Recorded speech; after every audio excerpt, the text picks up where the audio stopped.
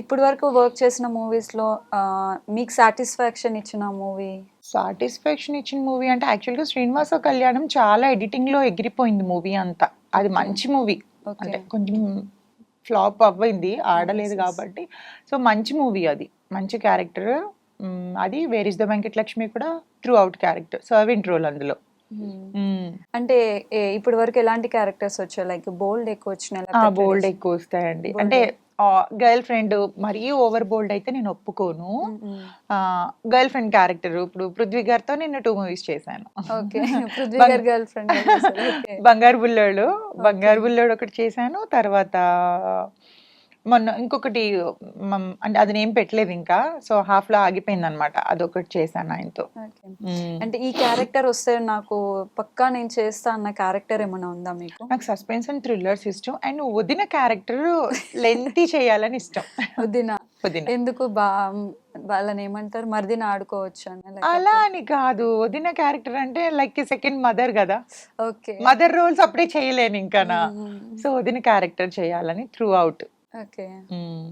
వదిన క్యారెక్టర్ వస్తే పక్కా 'వినయ్ చేస్తారు. విజయ్ రామా'లో ఆమె ఉంటది గదా! ఆహా! స్నేహ అచ్చా! గారు. అచ్చా! అట్లాగా అంటే కొంచెం మంచి రోల్.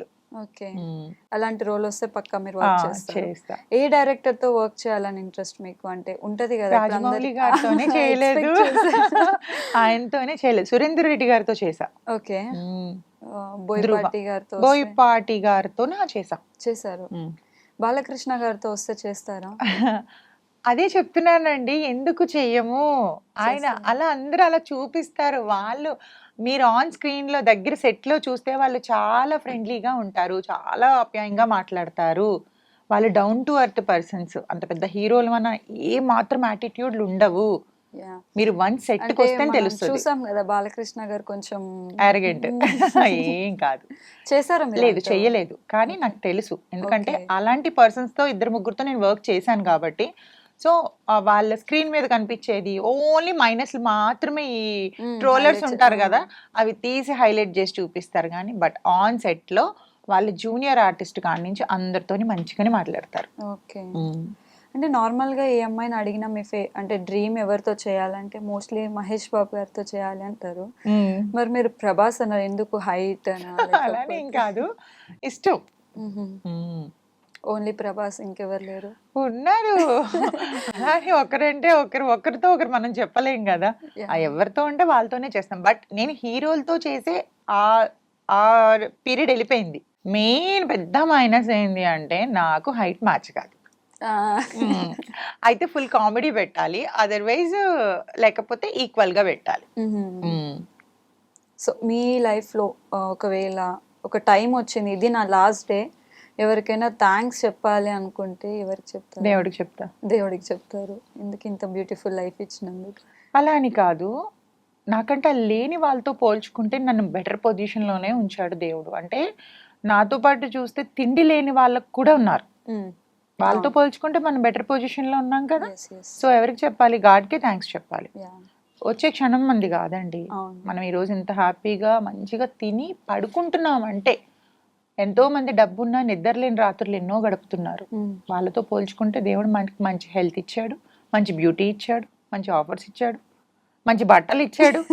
ఇవన్నీ ఇస్తున్నందుకు మరికి థాంక్స్ గాడ్‌కే గదా చెప్పాలి. మీరిలా చెప్తుంటే నాకు వెంకటేష్ గారు గుర్తొస్తున్నారు. ఆ ఎందుకు? మూవీలో ఆయన చెప్తారు గదా! తినడానికి తిండిచ్చాడు. అదే అంటున్నాను. నేనైతే మనుషులకి ఏం రుణపడి లేను నేను. దేవుడికే హ్మ్. రుణపడున్నాను.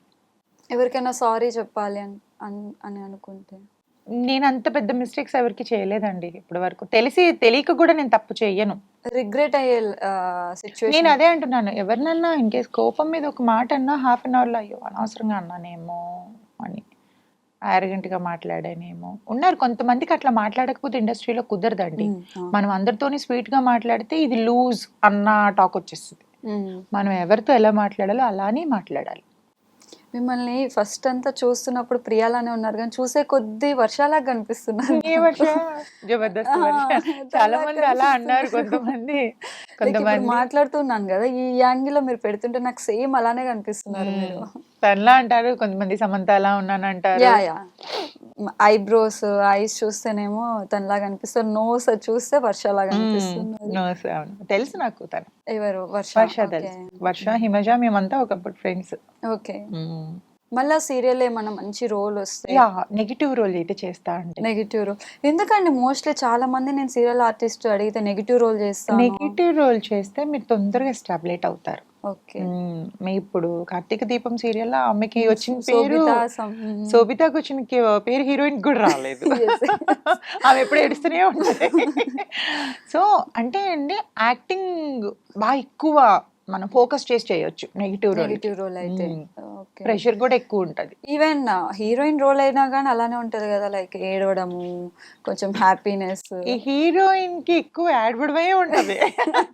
నెగిటివ్ రోల్ కనుకోండి మంచి కన్నింగ్ లుక్స్ అవన్నీ. ఈ రోజు అంటే మార్నింగ్ కూడా నా ఫ్రెండ్ నాతో అదే అనింది, నువ్వు ఏడవడం నేర్చుకో అద్దం ముందుకు ఇఫ్ ఇన్ కేస్ ఒకవేళ మెయిన్ లీడ్ ఎందుకు అవసరం లేదు, గ్లిజరిన్ అప్లై చేస్తారు ఆటోమేటిక్. అవసరం కూడా లేదండి.